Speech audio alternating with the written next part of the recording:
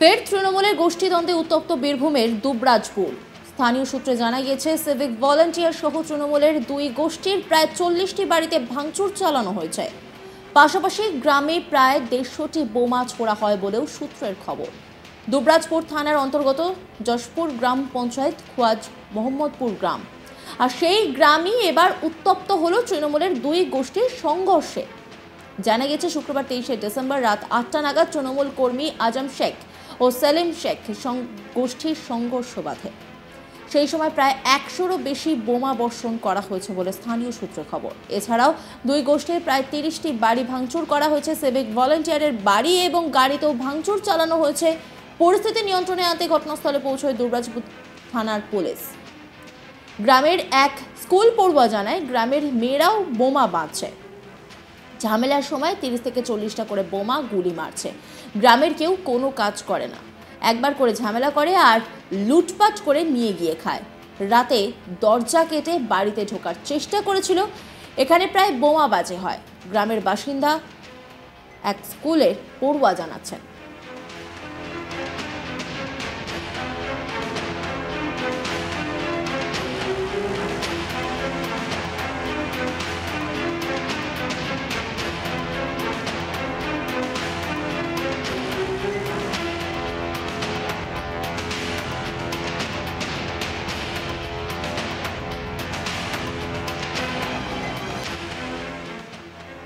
গ্রামের বাসিন্দা শেখ আলী জানান, গ্রামে তৃণমূলের দুটি গোষ্ঠী, আজমের গোষ্ঠী ও সেলিমের গোষ্ঠী। সেলিমের দলবল রাতে চড়াও হয়। হঠাৎ গ্রামের চারিদিকে বোম চার্জ শুরু করে আর বাড়ির গেটেও 5 থেকে 6টা বোমা ছোড়ে। প্রায় 150 বোমা ছোড়া হয়েছে।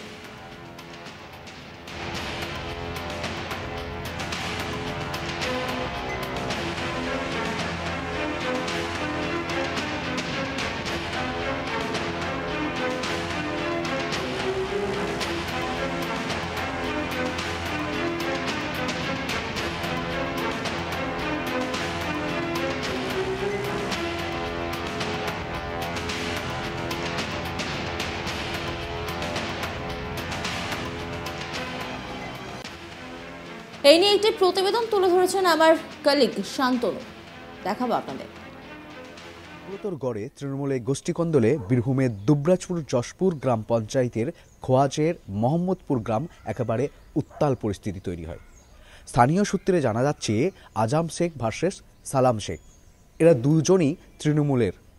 এই দুই তৃণমূলের গোষ্ঠী একেবারে রাত্রি 8টা নাগাদ এক সংঘর্ষে জড়িয়ে পড়ে, আর এই সংঘর্ষ রূপ নেয় বোমাবাজি ও গুলির লড়াইয়ে। স্থানীয় সূত্রে এবং ওই বিভিন্ন গ্রামীণ এলাকা থেকে জানা যাচ্ছে, এই দুবরাজপুর যশপুর মোহাম্মদবাজার এই খোয়াজ গ্রামীণ এলাকা থেকে জানা যাচ্ছে যে বারবার এই ধরনের ঘটনা কিন্তু ঘটছে। কিন্তু গতকাল রাত্রে যে ঘটনার রূপ নিয়েছে, সেই ঘটনা একেবারে ভয়াবহ রূপ নিয়েছে।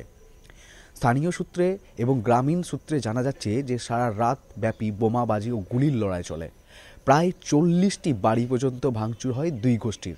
অপরদিকে ওই এলাকার এক সিভিক ভলেন্টিয়ার পুলিশের বাড়িতেও চড়াও হয় এই দুই গোষ্ঠীরই এক গোষ্ঠী, যেখানে সেই সিভিক ভলেন্টিয়ার পুলিশের বাড়ি ঘর এবং বাইক সব ভেঙে চুরমার করে দেওয়া হয়। এছাড়াও আজ সকালে দুবরাজপুর থানার পুলিশ 10টি তাজা বোমাও উদ্ধার করেছে। এমনকি এই খোয়াজের মোহাম্মদপুর গ্রামে শোনা যাচ্ছে যে এখানকার মহিলারাও নাকি বোমাবাজিতে অংশগ্রহণ করেছিলেন। সারা রাত ব্যাপী একেবারে গোটা গ্রাম জুড়ে বোমা, আগুন এবং গুলির লড়াইয়ে উত্তপ্ত হয়ে ওঠে।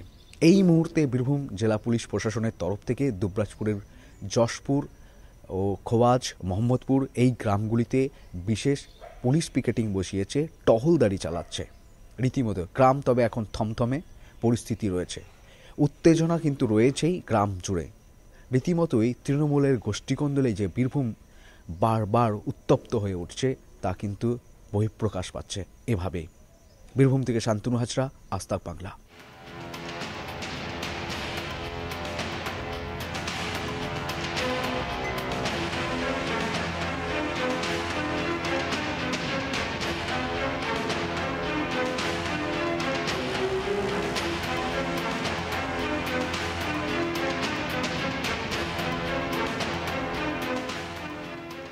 ফের ফের তৃণমূলের গোষ্ঠীদ্বন্দ্বে উত্তপ্ত বীরভূমের দুবরাজপুর। স্থানীয় সূত্রে জানা গিয়েছে, সিভিক ভলান্টিয়ার সহ তৃণমূলের দুই গোষ্ঠীর প্রায় 40টি বাড়িতে ভাঙচুর চালানো হয়েছে।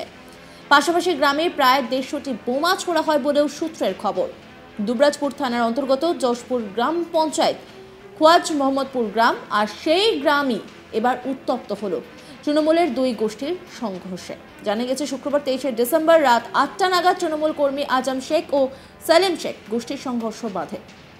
সেই সময় প্রায় 100রও বেশি বোমা বর্ষণ করা হয়েছে বলে স্থানীয় সূত্রে খবর। এছাড়াও দুই গোষ্ঠীর প্রায় 30টি বাড়ি ভাঙচুর করা হয়েছে। সিভিক ভলান্টিয়ারের বাড়ি এবং গাড়িতেও ভাঙচুর চালানো হয়েছে। পরিস্থিতি নিয়ন্ত্রণে আনতে ঘটনাস্থলে পৌঁছয় দুবরাজপুর থানার বিশাল পুলিশ বাহিনী।